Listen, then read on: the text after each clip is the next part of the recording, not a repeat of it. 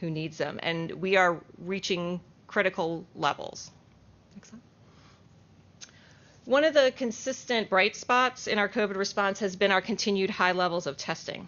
This is one of the ways we've been able to crush the curve multiple times. So I'm asking the public, please don't let this fantastic resource go to waste. We have seen a bit of a drop in people coming to the testing sites in the last couple of weeks, and this is, something that we're following nationally as well. But there's no reason not to come.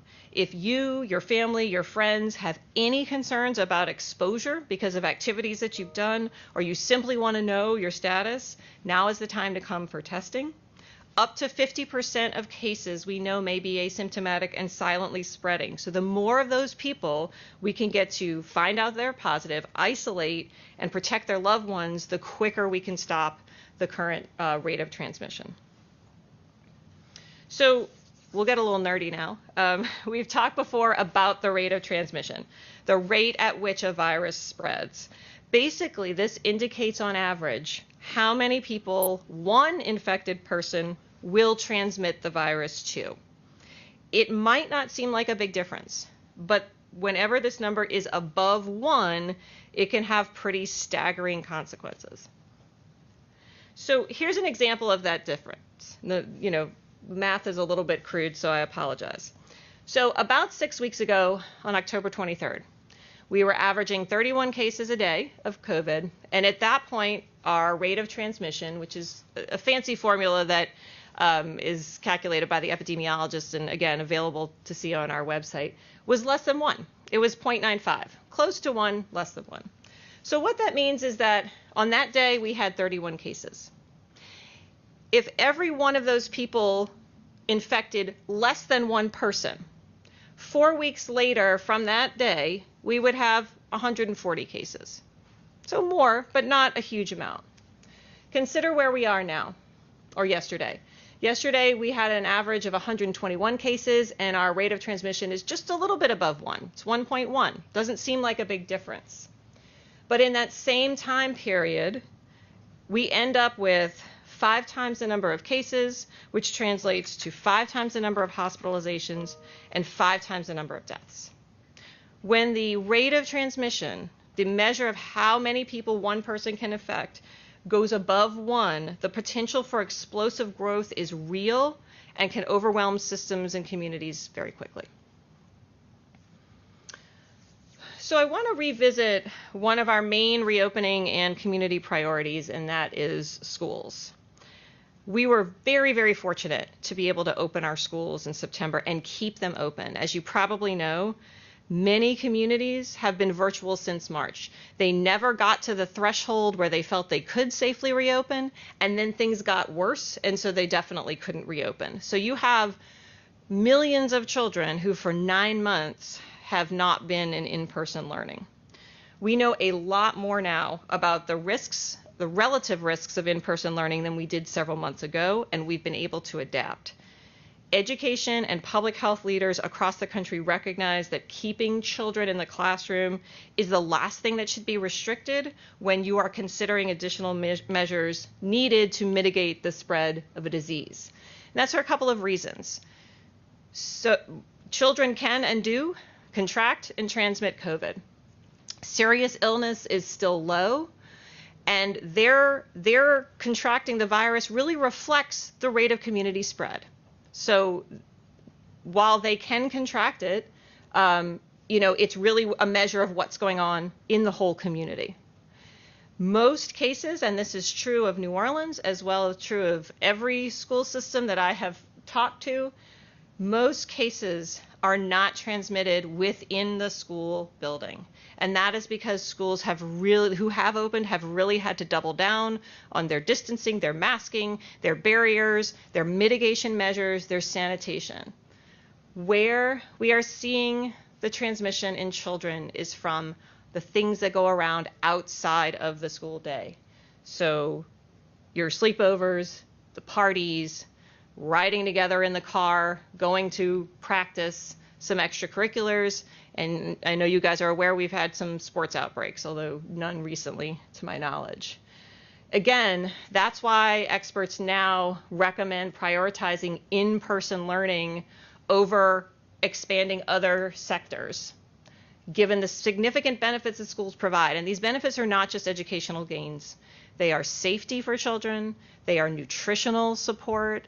Many of our children get multiple meals a day through the school system. And the fact that we've been able to do that has put them at an advantage compared to others.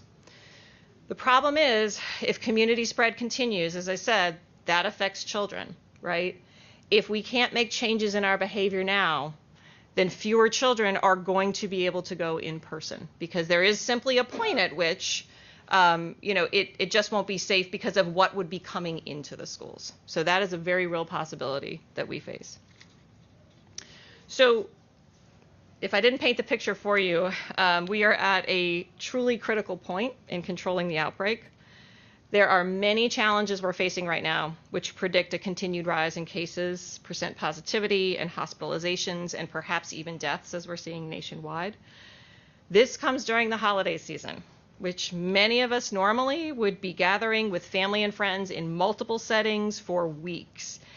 And quite frankly, that is the most dangerous thing that we can be doing right now. Where we're seeing frequent transmission of the virus is in small group settings, whether it's in an individual home, whether you're out doing things, where small groups of people or medium groups of people let their guard down, get too close, remove their masks. This is particularly risky when you're eating and drinking in the course of what you're doing. You can't eat and drink through a mask, right? But oftentimes that mask comes off and then it never comes back on in a very close, intimate setting. So one person who tests positive a day or two later has exposed or infected that entire group. I think probably most of us know someone that has happened to in the last couple of weeks. I certainly do. And so because of that, it's really paramount that we consider every action we take when interacting with people outside our immediate household.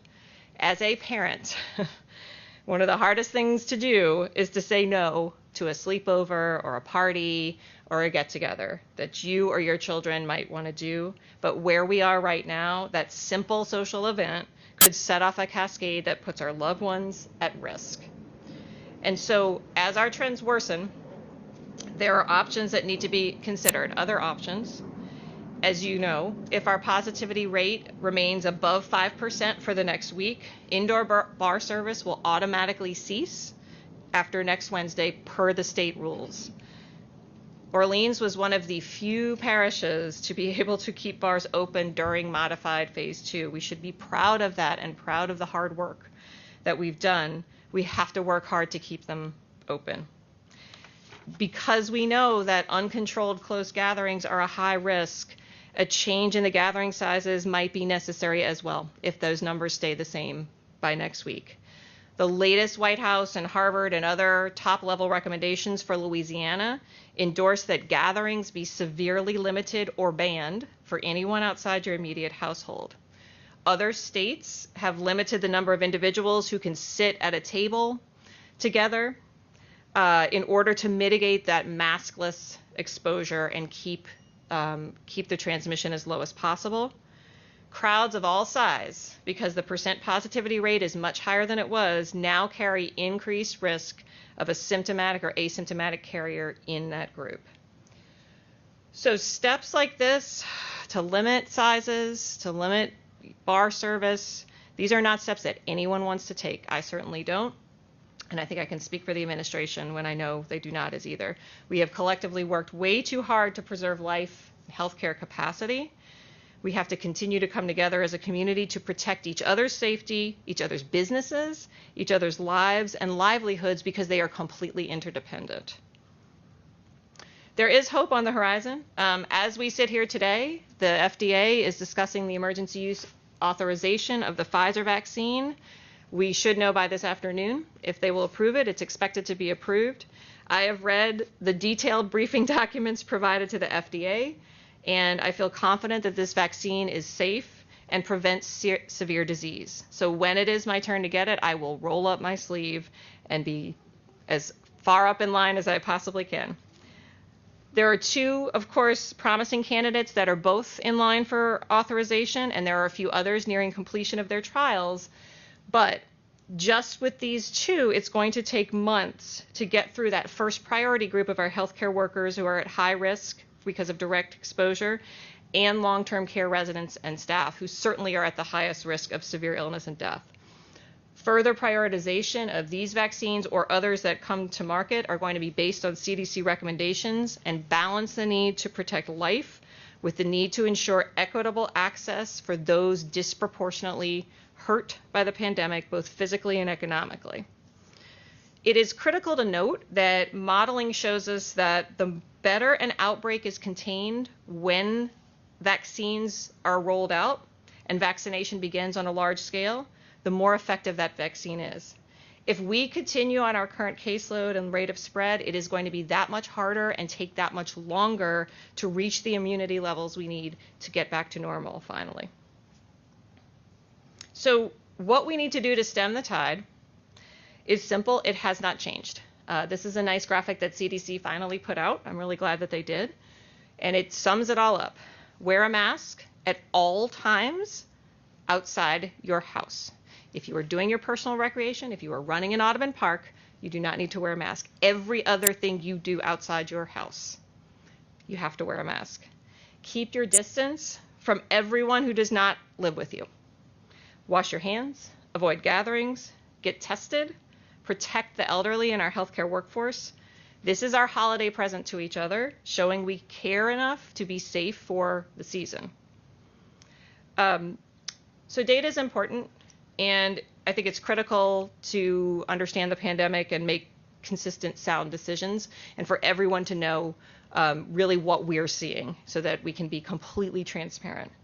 But, you know, this is a really personal crisis, too, for all of us. And so if you'll indulge me, I want to share a quick story before we hear from our frontline personnel. I'm an emergency physician by training, as you know, and we see the worst situations you can imagine, and some you probably can't imagine. We are trained for it. We are ready to handle everything. I had an opportunity to be in a hospital recently where there was a patient hospitalized for COVID who was initially doing fairly well, but as often happens, decompensated pretty quickly. I watched a team of about a dozen ER and ICU staff, doctors, nurses, respiratory therapists, everybody you can think of, put their own fears of exposure, their own fears of their health at risk to attempt to save this patient's life for quite a long time. Ultimately, they were not successful, which is unfortunately also not uncommon with sick COVID patients. That wasn't unusual. What I saw afterwards was something that I really had rarely seen before in an emergency care setting. Multiple members of that team in tears or silently really wrestling with grief and the loss that they had just witnessed. And these are seasoned emergency and critical care personnel. We do not cry very often. It is a rare, and especially not a number of us all at once.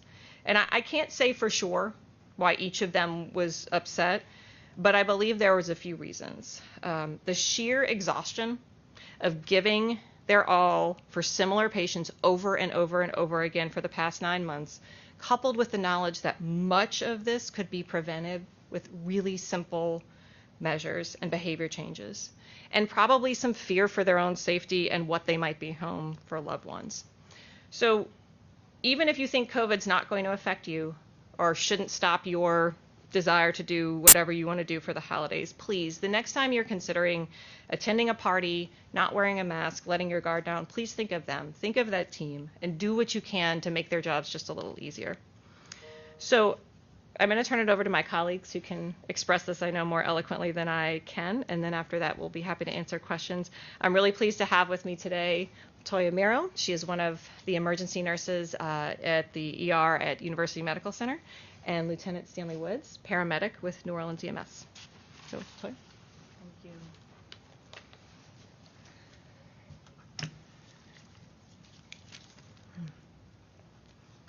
Good morning, everyone. Thank you for having me. Like Dr. Avegno just said, I'm a registered nurse at University Medical Center in the emergency department. Been there for 6 years now. And I stand here before you today asking you to please adhere to the guidelines that our administration is putting forth before us. This is not a punishment. This is to protect us. We need the community to help us bring the numbers down, and we're imploring everyone to please help us do this. It is a very trying time, and we love our community. We love our families. We love the people that are before us, that we meet every day. This is a loving, caring community. We want to gather. We want to share. We want to laugh and listen to music and enjoy all the things that this city offers. But if we ever want to get back to a place where we can do that again, we must do what we have to do now so that we can do what we love to do later. We're doing our best that we can to take care of our patients. I'm speaking as a nurse, and my colleagues and nurses within our community, we are doing our best, but we are tired. And we have been fighting this since March. It is what we are bred to do. It's what we signed up for. It's what we love to do. And we do it fearlessly, and we have been doing it relentlessly. However, there has come a time, and the time is now, where our nurses and our healthcare providers are experiencing fatigue, mental stress, physical stress. And as our numbers are rising, we see our nurses' numbers diminishing. And we have a hold on it now, but if we don't come together and do what we need to do as a community, I'm afraid that might not be so in the future. It's been 9 months, and we are pretty stretched to our limits. Because this virus is spreading more quickly, our healthcare workers are also getting sick and becoming affected with the virus. I ask personally, as a nurse, with my patient experiences, and what I love to do most is care for my patients and be at the bedside with them and to nurture them and care for them and nurse them back to health. But the way I nurse, I can't even do that anymore. And that's a shared perspective from the rest of my colleagues as well. It's disheartening to have patients that you can't go up and immediately touch or immediately help because you have to dine on, dine off your PPE. It's gowns, it's masks, it's our respirators, not just surgical masks, but we have to put our respirators, our gowns, our face shields on every single time we enter a COVID positive patient's room. And although we want to help our patients and we're there to do it, that gets exhausting. We just need everyone to hold on a little longer. I know it seems rough. I know it seems like, when is this going to end? From my personal experience, I definitely too miss my family gatherings, miss my friends, miss everything that could be happening. But we have to do what we have to do. And that's what's most important. We have to do it for ourselves. We have to do it for our friends, our community, our loved ones, and our children. We are all essential, and I don't want that to be mistaken. Every single life, every single person that we come in contact with, that we touch, every life is important and it's essential. So I ask that you treat it as such, and let's just do what we can do now and do what we must do now to save our community and save our people. Thank you.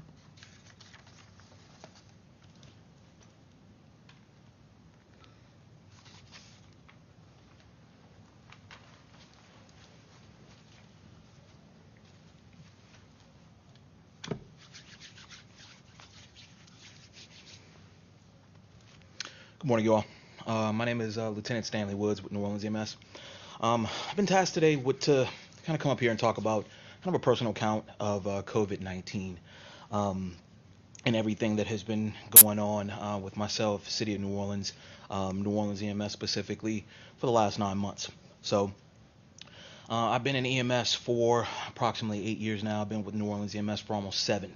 But I have to admit that the last few months have been, kind of the hardest. And I think everybody kind of shares that sentiment, everyone in this room, and everyone around the world. My first exposure, and I want to say exposure, I want to make sure that you guys know, full PPE, the first patient that I was exposed to with COVID-19 was March 18th. So that was several months ago. Now, of course, I had, gown, mask, respirator, goggles, gloves on. But that was the first time that it became like very real for me. Okay. The second time that it really became very real for me, it was when my wife was diagnosed with COVID-19.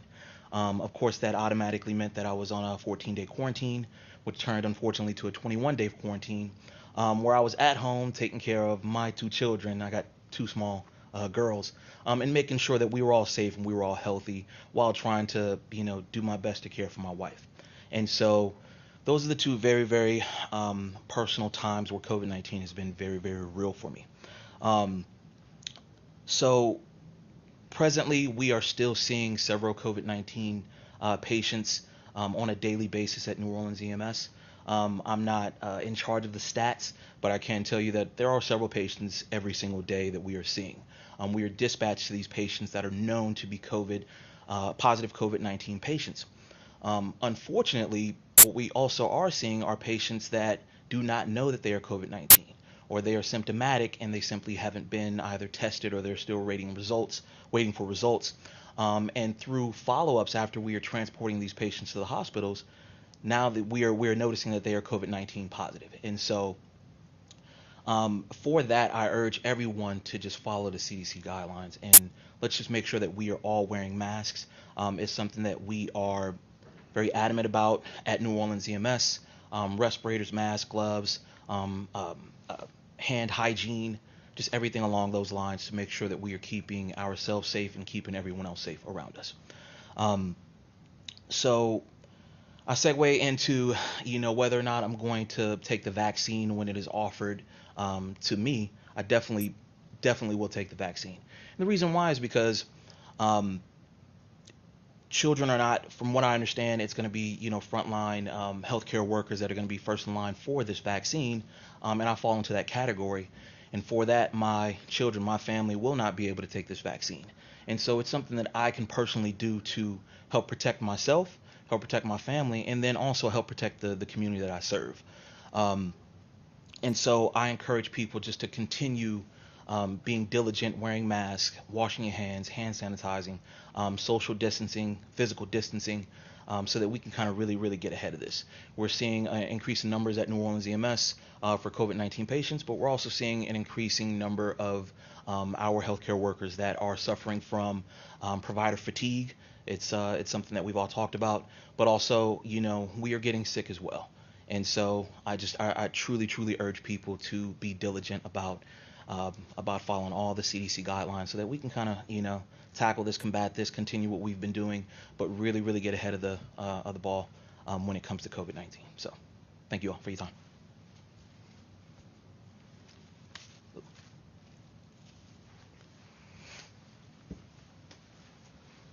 Thanks, Toya and Stanley. I've already put them on the spot and said they had to answer questions too. So if you want to ask them any questions, I'm happy to share. I spoke with the Saints vice president this morning, and he said they've been in constant contact with you all. They were supposed to go to 15,000 fans in December. They understand they won't be able to do that. Do you have a number? And also, with other major sporting events like the New Orleans Bowl and the Sugar Bowl on the horizon and the Pelicans starting their season, what is the plan handling those events going forward? Yeah. Travis, how did I know you were going to ask a question about football? Fletcher, sorry. See, you fooled me. I can't tell with the mask on. Well, then it makes more sense. Yes, so actually we have been in constant communication with the Saints. I talked to their medical team yesterday.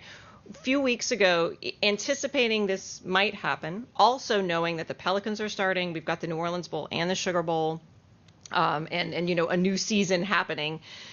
We came up with some metrics by which they could either continue on the progression, because whenever, when we made that initial progression, it was always contingent on the fact that things were continuing to look good, right? So we provided them with that, and it was pretty simple thresholds, and it's exactly what you've seen here. So we what we said is that if the case counts are below about 100 a day on average, and the percent positivity rate was below 5. Then we could proceed on the path that we had set. If one of those was not favorable, one of those was in the wrong column, then they would just stay where they were for the week before. That's what I was hoping the Saints would be able to do, the 6,000 that they had a couple of weeks ago. But unfortunately, both metrics, that our percent positivity rate's above 5% and our case counts are above 100. And so that the condition then was that they would go back. So for now, what we recommended to them, what we told them is that they would go from 6,000 to 3,000 for this upcoming game on the 27th. And that's a continuous thing. We're going to look at that every week. You've seen other stadiums do this, right? Atlanta did not have 6,000 fans in their stadium this past week. So a lot of, and you saw San Francisco have to go to Arizona. The Pelicans, we had also worked out a similar matrix. Again, like we did with the Saints, starting off very small and seeing how things go and then progressing up. Obviously, Smoothie King is smaller than the Superdome. What that 3,000 is for the Saints is about a 4% capacity in the Superdome, and that's where the Pelicans are starting as well. So that is our goal, to be very consistent across stadiums and arenas. So right now we have to be at that 4% level, which is very manageable and very doable. And then week by week, as things either stay the same, get better, or get worse, then we would make adjustments. So what would the number be for a Pelicans game, and when are we looking at that, Dr.? It's 19,000. I think it's right around 750. I'd have to check my math, but that's what we've communicated to them, both to their medical team and to the leadership there. I don't exactly know when their first game is. The 27th. Okay, so it's the same. It's the The Saints are the 20th coming up. 20th, right? And the Pelicans are the 27th, right? The way things are currently, would you say it's safe to say bars could expect to be closing next week? Yeah, unfortunately I do. And we've communicated that to the hospitality industry yesterday and are continuing to talk. So just as a clarification, it's indoor bar service will close. Outdoor will be able to remain open per the state guidelines. It's still a 25% cap, but it will be able to happen outside. What other capacity restrictions do you expect next Wednesday? I think if, again, our numbers are still where they are right now, we are going to have to look at gathering sizes. Right now, it's 75 outdoors, it's 150 indoors. You know, and while I appreciate Governor Edwards sort of making those changes, really he brought the rest of the state in line with what we were already doing. And I don't know, it really seems like it's not going to be enough. It's not the recommendation of every public health body that a state in our situation would have that many people at gatherings, allow that many people at gatherings. So that's one of the things we're looking at is really, you know, decreasing that size. What number would you suggest? I think it ranges from what other states are doing, I'll tell you that, and that's what we're having the discussion on, is really anything from your immediate household to no more than 25 is what most places have done if you look across the country. So a gathering could be limited to just 25? Yeah, or even less. And one last question. Is there, you were talking about the strain on healthcare workers right now. Is there any concern about a shortage of healthcare workers within the city, and any plans to bring back the convention center setup? Yeah, it's really staffing. It's not beds. There is a nationwide staffing shortages because nurses that can travel are getting pulled to wherever needs them most and really what can pay them the most. I haven't heard from the state whether or not, I know they always have that option on the table to reactivate the convention center, but we have the physical beds, and I don't know, Toy, if you want to sort of speak to this. It is the people that we're running low on, and there's no reserve to bring them in. Toy, you want to talk? Sure.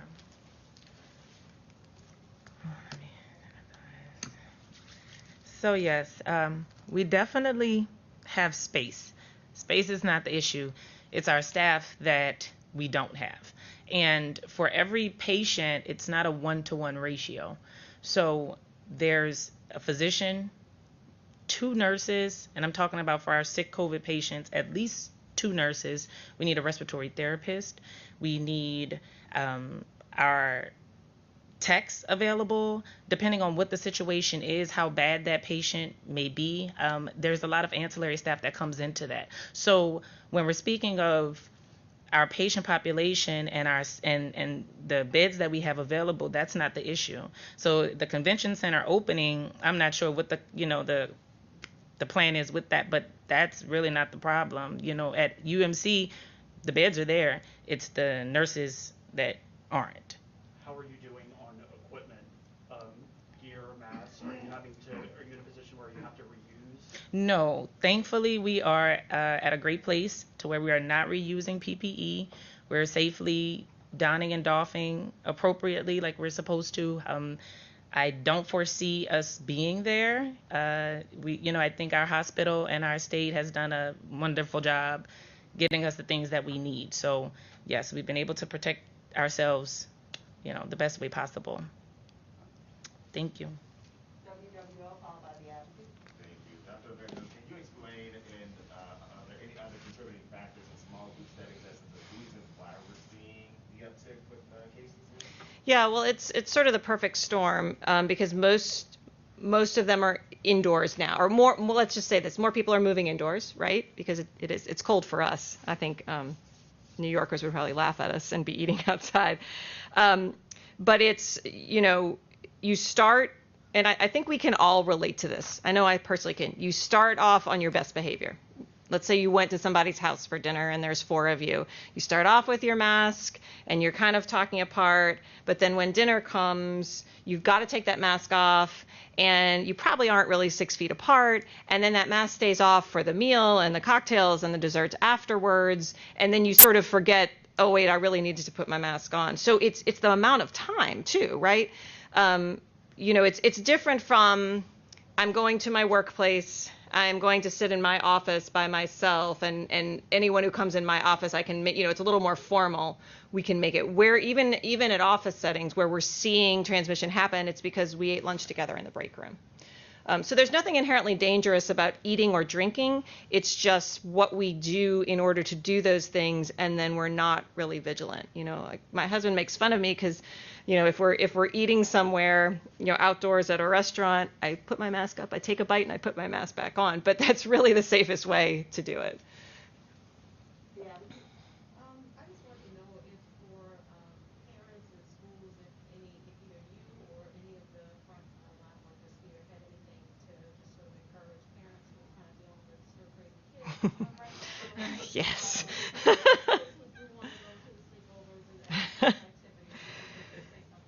Oh, I have very personal experience with that. I personally have just worked really hard with my kids to encourage outdoors activities, right?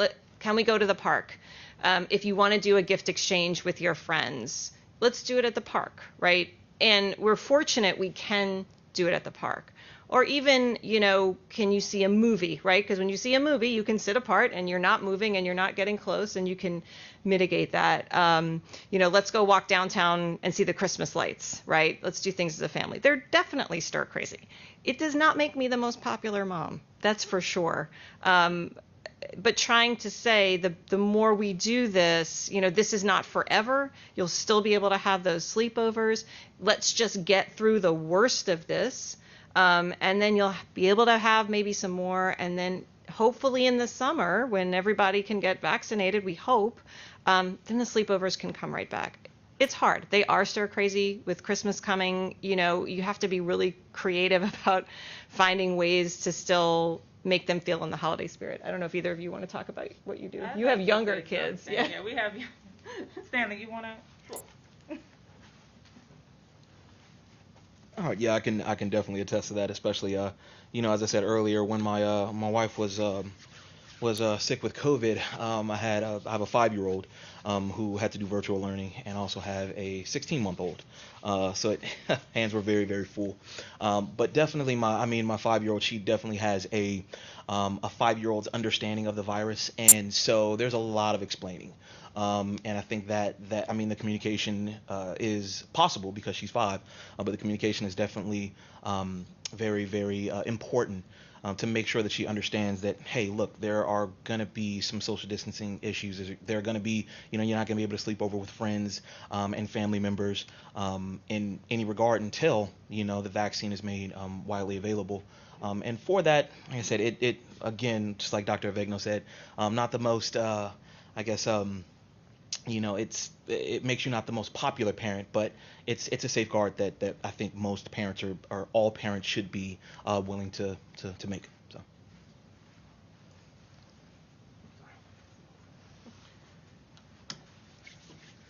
I'd like to take a moment to speak to the parents. I am a mother of a young son, he's 4, who's just switched to hybrid learning, so he attends Monday through Wednesday. Virtual learning Monday through Wednesday and attendance Thursday and Friday. Becoming an educator immediately, just at the drop of a dime, is not an easy thing to do. And I have sympathy for all the parents who are doing it and who are put in this position to have to do it. I encourage you to try and search for patience, search for understanding. Your child can be a total different human being at home than they are in the classroom. I know that parents are put in positions to where they have to work. We still have bills and responsibilities, and yet now you have to make sure that your child is educated at home as well, and that can be challenging. Fortunately, I've structured a schedule to where I can assist my child during this time, but I know that everybody is not that fortunate, and my sympathy is with you, and I encourage you to pull together with your neighbors via telephone or Zoom, ask questions. It's not a secret. Everybody's going through this together. Talk to your children's teachers. Reach out as much as you can to get as much understanding as you can to help our children through this, because this is new to them too. Although they're pretty with it. I'll say my 4-year-old, he's pretty on it. Coronavirus, I'm going to wear my mask. That's a lot of people, mommy. So I'm proud of our youth. However, we are put in this situation, and we have to make sure that we're doing what's in the best interest for our children, as hard as that can be. So in that same statement, we must continue to wear our masks, still social distance, still wash our hands, continuous hand washing, and practicing it with our children so that when they get back into the school setting, hopefully they can remain there. Thank you. Dr. Avegno, if I missed it, I apologize, but what is the current positivity rate and what is the current hospital capacity? So our hospital capacity is over 70%, which is a critical number, right? And that's Orleans. It's also the same for Region 1. So just looking at our region, looking at Jefferson and Orleans together, which have the bulk of the hospitals. It sounds like, 30%, that's fine. That is really, really, really full. And COVID patients stay in the hospital for a long time. It's not in and out, you had your appendicitis, you had your surgery, and you leave. So when we fill up with COVID, a lot of times we really, really fill up. Our positivity rate, the LDH reported rate is 5.2%. And again, remember I said there's a little discrepancy between the state and ours. Theirs is the cleaner number. Ours has been hovering in the getting close to 4.5%. And that's a daily. I don't know what it is today. I expect it's going to be higher. We're going to be, on both measures, we'll either be at or really close to 5%. Any other questions? Doctor, are you comfortable, this is a guideline, are you comfortable with the social distancing in this room right now? Most of it, not all of it. And it's hard, right? I don't like to be the social distance police, but I am in meetings that I go into or I just told somebody in the hallway, hey, don't forget, pull up your mask. I know you took it off for a second. You got to turn it on. So we really have to be super vigilant. I think most of this is 6 feet apart. Probably could be better, or maybe we could get a bigger room. Any other questions? Just to make sure you said I just want to make sure my numbers were accurate. So next Wednesday, with the way things are going, it could expect to have indoor bar service stop. Indoor gathering would be limits, yeah. limited to 25 could people. or less, yeah. And what would be if you were at a restaurant, what would be the capacity levels? That's something that we're still talking through, right? There's a couple of ways to do things with restaurants and other sectors to mitigate. So, right now they're at 50%, and that's probably doable. What some states have done, as I've mentioned, is they've limited the number of people who can sit at a table, right? Because at a restaurant, and I don't want to pick on the restaurants, right? But I know it is a big topic of conversation. If you're at a table of 20, then that's a lot more opportunity for everybody to be spreading it. If you're at a table of 6, it's much smaller, right? And a restaurant's different than a crowd. A crowd of 20 is more dangerous, or 30 or 40, right? Because you're not sort of sitting for the majority of it. You're mingling, you're moving around, and so there's a greater risk. Everything has risk. It's how can we mitigate risk? How can we still, do things safely so that our businesses can continue to operate? Nobody wants to put these restrictions in place. But again, if we don't have some limits and our hospitals get overwhelmed, then we're facing much, much worse sort of restrictions. You see what's happened in places like New Mexico and other states that have had to go to full lockdowns, in California, back to stay at home, right? That we do not want to do that. We would rather take, reasonable steps to make a difference while still preserving as much as we can of the economy so that we don't have to really take those drastic steps. Can I just follow up real quick? Sure. Thank you for the Saints and the Pelicans update. Sure. Since those other events are in the Superdome too, Yeah. they call the Sugar Bowl and New Orleans Bowl maybe fall under the same umbrella. Yes, and I'm sorry, I forgot to mention, we have been having conversations with them throughout. They're wonderfully understanding. If you look at the Sugar Bowl, the Rose Bowl, which is the other playoff, is not even having fans at all. So, it's not like we're doing something crazy. We've been in conversations with them. My beloved Fighting Irish are probably coming to the Sugar Bowl, and I'm not going to be in there. So it is a personal thing for me too. But yeah, what happens in the dome, that 4% extends to all the events. Thank you all. Thank you guys. I don't know who's key.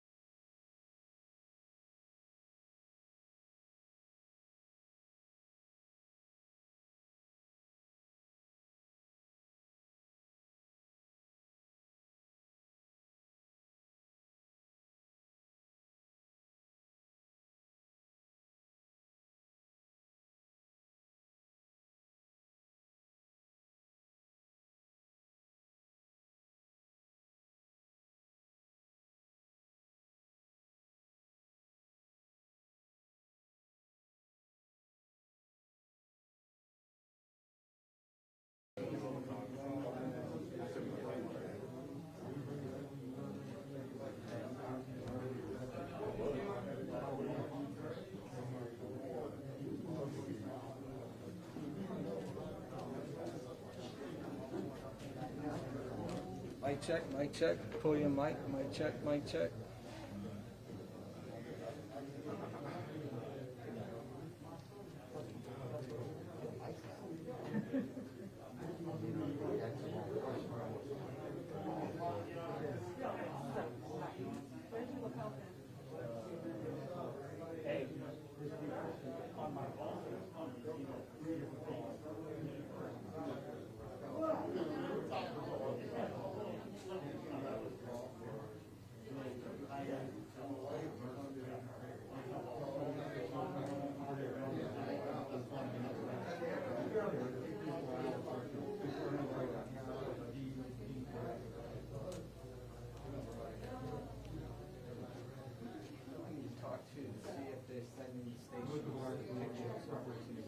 There should be a packet for their passing out. I got the packet. They have pictures in there? Oh, I'm sorry, I didn't look at it. One of them sent it on electronically. Yeah. I think, well, I know he did a press release as well, he sent that out.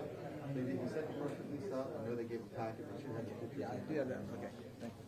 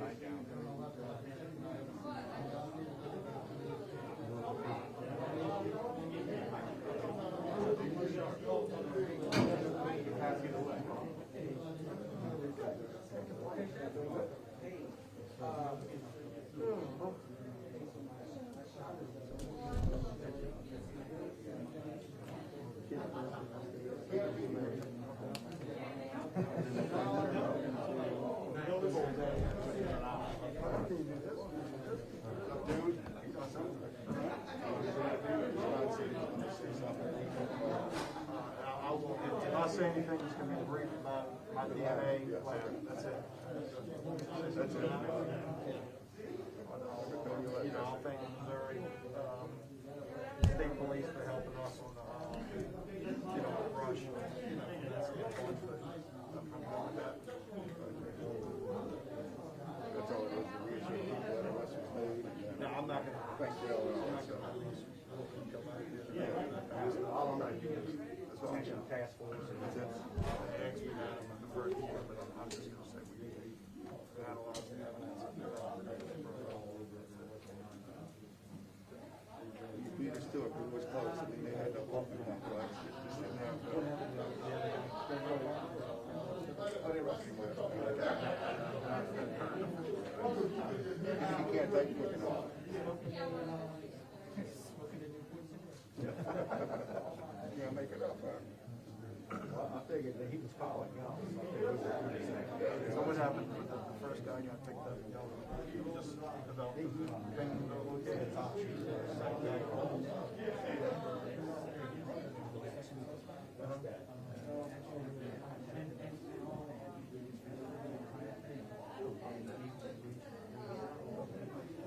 Don't know why. That knows why, but it didn't make any sense because he didn't want to be called. And the last thing he did was call the police. No, not at all. Not at all.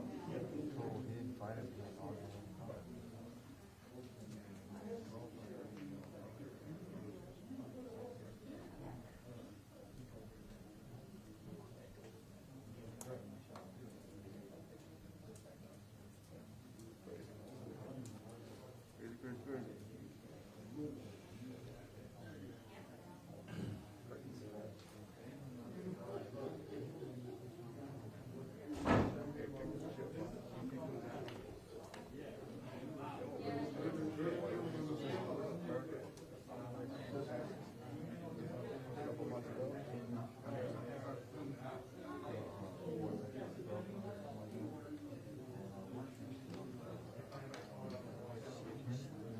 Months, something like that? 4 or 6 months ago?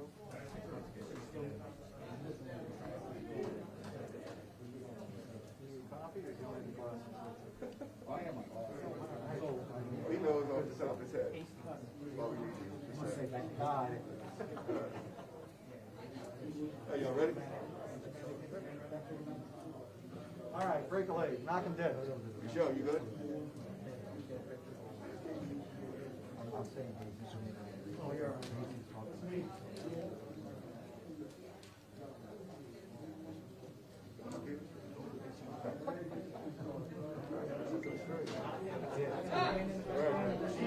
Ready to go.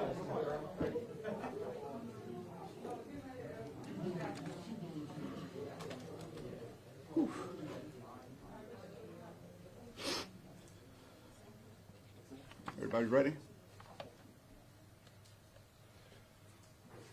Hey, good morning. Thanks everybody attending today. I'm Kentucky Chief of Police Michael Glazer, and here to provide an update on the armed robbery and homicide that occurred at the Shell Station at Williams Boulevard in West Esplanade. Joining me on stage here is Jefferson Parish Sheriff Joe Lopinto and U.S. Marshal Scott Illing. Today I'm happy to announce that the Kentucky Police Department identified and secured arrest warrants for Lamonte Loggins, 28, for the crimes of first-degree murder, armed robbery, illegal carrying of weapons, and illegal use of weapons, and Loggins' brother, Eric Rogers, 29, for the crimes of second-degree murder and armed robbery. Currently, both subjects are in custody in Shelby County, Tennessee. Loggins was arrested Tuesday, December 8th, and Rogers was arrested last night. And there are awaiting extradition now. I'm here to personally thank the Sheriff's Office for their quick work with lab testing. The personnel, shortly after this, the personnel reached out to us and pretty much any assistance we needed with lab testing. Their robbery section reached out and offered any assistance needed. The U.S. Marshal's Office do what they do best, is they pick up bad guys. And we have one of our officers assigned to the New Orleans Task Force, and immediately after securing warrants, they began to locate these people in Tennessee, making the arrest Tuesday and last night with the assistance of the Shelby County and their multi-agency gang task force. This was, as I said in the first press release we put out, a senseless homicide. I mean, the armed robbery was committed and completed, and on the way out, someone decides to stop and in cold blood shoot and kill the clerk. So, you know, we all preach compliance to any robbery. The clerk, it was textbook. He did what he was supposed to do, gave up anything that was offered, and he was still shot and killed. So that's what makes this crime, I guess, one of the more, violent ones here in the city of Kenner, because we know as soon as they leave the door, you got two cold-blooded killers that are roaming the streets of Kenner.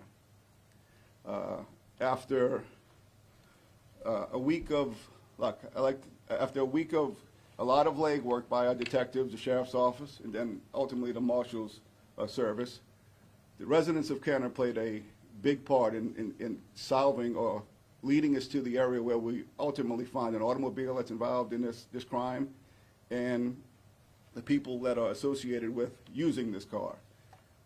From the businesses and residents in Kenner, we were able to, on video, watch the car leave where it was parked by the Shell station all the way to an apartment complex in North Kenner. And this is approximately 40 businesses and residents that provided video that we were actually able to piece it back together and come up with a vehicle description.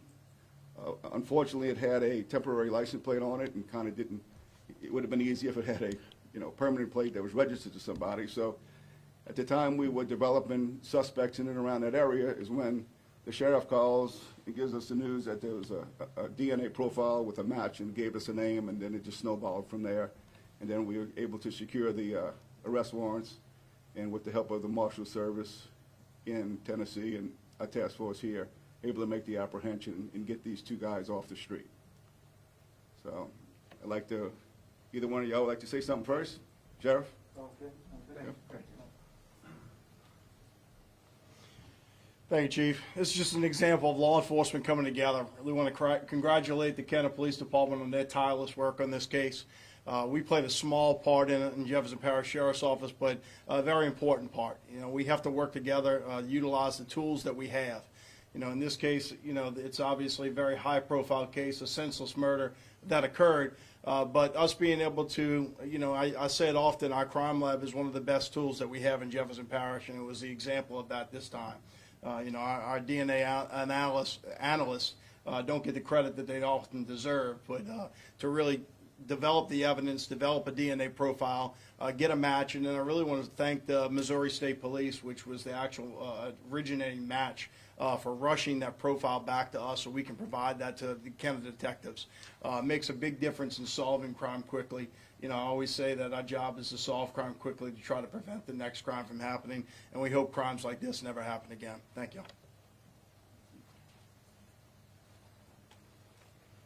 Ladies and gentlemen, because this crime was what we considered a very serious crime, and I personally considered these two suspects an immediate threat to our community here, the Marshal Service got involved with our task force. And our task force is made up with detectives from Kenner, JP, and multiple other agencies within this area, the state police, the NOPD. It's because of that task force we were able to track these people down to the Memphis, Tennessee area. I was able to reach out to our counterpart in the Marshal Service in Memphis, which is also made up of local law enforcement, and we took this immediate threat off the street. The way this murder occurred was senseless. It was cold-blooded. and it was a threat to everybody in the Kenner and the JP area in our community. So it's outstanding, the work that the Kenner detectives did, the JPSO did, and all the detectives assigned to the Marshal Service here in New Orleans. And because of this unity and because of the cooperation between our agencies, these guys are off the street and we can all sleep a little bit better tonight. Thank you all. Chief, thanks. So as you can see, it takes a lot of people to solve these crimes. From here, several states, as you see in your release packet, both of these guys have criminal histories in multiple states in the South. So it's not their first time. One of them's actually spent, I think, a total of 11 years. The younger brother, he's only 28 years old, and he spent 11 of the 28 years in prison. So these are, gives you kind of the character of these guys also. It was imperative that we identified them and apprehended them. So that's kind of we didn't put any releases out because we were kind of developing the probable cause to get the arrest warrants and not to get them running, as far away as they already ran. So with that, I will take any question. Paul, yes. What is their connection to these brothers, to Kenner, JP, Louisiana? Are they from here? They've been here about 2 years. They left Memphis, Tennessee with their mother. Their mother moved from Memphis here about approximately 2 years ago. I think Rogers has been here, and Lamont's been back and forth. How old is Rogers? 29. And the apartment did their mother live at this apartment where you all were conducting surveillance, or was it just the brothers, or just the brother and his No, it was an associate with him. It was a female, maybe a girlfriend or something like that. But so that was the girlfriend's apartment, and they just ran there. Correct. Do we know when they left Kenner? It seems like you guys were watching it, but then they at some point went back to Kenner. No, they were already gone by the time we were able to develop, the video to get it back to the complex. You and I talked on the elevator coming up. Well, this is a tragedy, a very serious murder. You say that as a lawman, there was a sense of satisfaction that you were able to make this quick arrest. Can you talk a little bit about that? Well, any homicide is of urgency, but this is a cold-blooded homicide that there wasn't any underlying circumstances other than a clerk picking up an extra shift to provide for his family. Two guys come in, rob him, and ultimately shoot and kill him for zero reason. So that's kind of why it strikes. As you can tell from the tone of everybody here, it's pretty much one of the crimes that we take the most serious. That you have cold-blooded killers running around, in any city, and it's up to us to apprehend them and put them behind bars. Can you all say what was left behind? Did a guy drop a cap or a glove or something? What happened? Well, being that we still haven't interviewed these guys, they're still waiting. So any of the the physical evidence or anything like that, we'd like to not talk about it today. So it is it is a crime. We're still gathering evidence, and you'll find out after. It's going to be through multiple states. So. Do you all expect to arrest anyone else in connection to it? Maybe the girlfriend or the mother? Do No. they have any knowledge of it? No. So far, everyone we've talked to has been cooperating with us. You notified the family of the deceased of this arrest? Yes. Have they ever been in trouble in Jefferson Parish or in Kenner in particular for crimes? Have they been arrested or for things? Not here in Kenner, no. Can you talk to how were you able to track them into Tennessee? Just from backgrounds, once we develop a suspect, it's a history of they've done time in prison. It's just that's the investigation. You follow up, and come to addresses. And So, did you track the car No. to go, or they had other relationships in Memphis? yes, that's where they're from. So Oh. yes, that's where they're. Relatives in Memphis? Yes, relatives and friends. But like I said, it's still in the infancy now. Once we've got them identified, Tuesday night we make one arrest. Last night we make the other. Now was the first goal was to get the bodies in custody to alleviate any other kind of harm they can do wherever they're at. So now we can go back and piece it together and do the legwork after developing more evidence and information. There's a lot of interviews that still need to be conducted, and it's going to, before we submit it to the DA's office. Can you take us through the extradition process? Do you have detectives or personnel on the ground in Memphis ready to take him back, and they take them back, and is there going to be a hearing? No, Extradition? the Kenner Police Department does not. They're in custody. They can waive extradition, and that's when the sheriff's office is responsible for extraditing back here to Jefferson Parish. So it relies on the sheriff's office. Sometimes one of our detectives accompany, one of his deputies that are gone. Every case is different. You just don't know how soon you'll be able to No. pick them up in Shelby County? No. I mean, if they can waive it, and it'll be much quicker, but if there's a hearing, it takes a little longer to get a governor's warrant to get him here. Why is one brother facing first-degree murder charges and the other is facing second?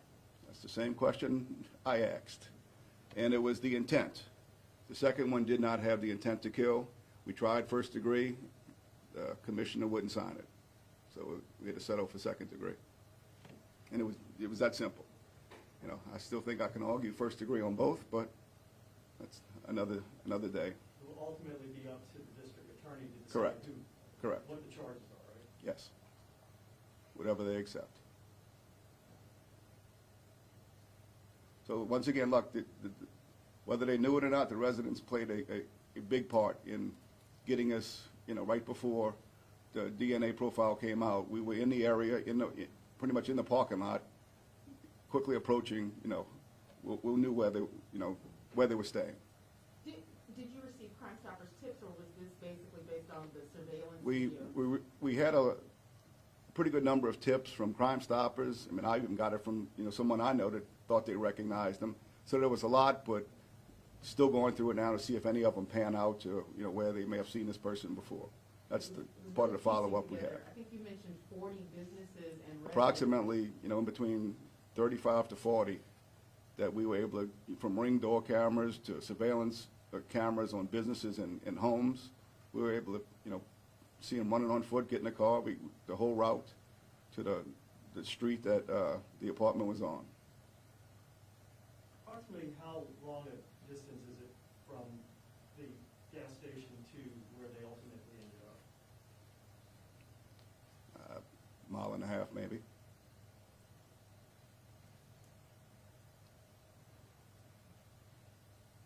Do you know what route they took? I do, but we'll keep it for now. It was in the North Canna area, major streets in North Canna. You arrested these guys, or Shelby County arrested them pretty shortly after the situation took place. How did you reassure the public in that time period that they were feeling safe with the potential of two cold-blooded killers roaming the streets? Well, and that's the reason that this was it was with urgency. We needed to at least identify and apprehend people. We kind of didn't put out a lot of press release after. We followed up with a second set of photographs to try to get more input. But you cannot, unless they're in custody, you really can't assure somebody that, they're safe. And that's just the reality of it. That's why I think we have as much turnout here with the sheriff and the U.S. Marshal. That these are one of the crimes that it kind of hits everybody involved. Anything else? Thank you, Chief. All right, guys, thank you all for coming.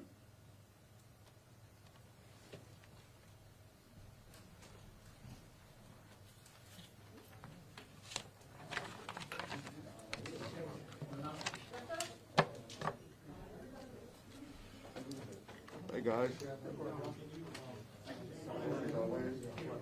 Right now?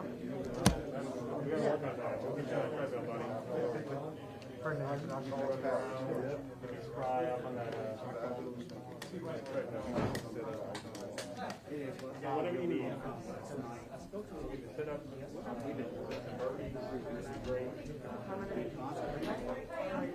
Other agencies, so I don't want the chief.